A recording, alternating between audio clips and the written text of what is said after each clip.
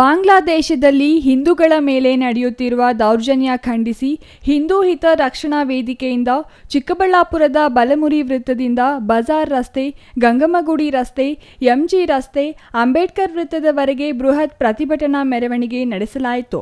ಬಾಂಗ್ಲಾದೇಶದಲ್ಲಿ ಹಿಂದೂಗಳಿಗೆ ರಕ್ಷಣೆ ಇಲ್ಲ. ಭಾರತದಲ್ಲಿ ಪ್ರತಿಭಟನೆ ಹಿಂದೂಗಳನ್ನು ರಕ್ಷಣೆ ಮಾಡಲು ಹಿಂದೂಗಳು ಸಂಘಟಿತರಾಗಬೇಕು. ಹಿಂದೂ ಯುವಕರು ಹಿಂದೂಗಳನ್ನು ರಕ್ಷಣೆ ಮಾಡಲು ಧನ ಸಹಾಯ ನಾವೇ ಮಾಡಬೇಕೆಂದು ಕರೆ ನೀಡಿದರು.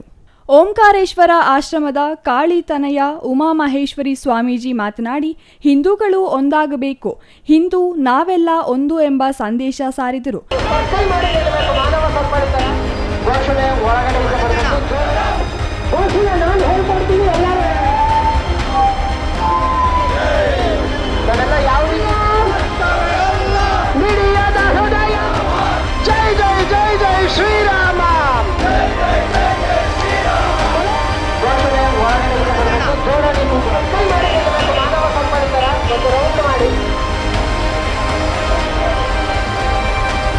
ಈ ಪ್ರತಿಭಟನೆಯಲ್ಲಿ ಹಿಂದೂ ನಾವೆಲ್ಲ ಒಂದು ಎಂಬ ಘೋಷಣೆಯ ಮೂಲಕ ನಗರದ ಬೀದಿಗಳಲ್ಲಿ ಮೆರವಣಿಗೆ ಮಾಡಿದರು.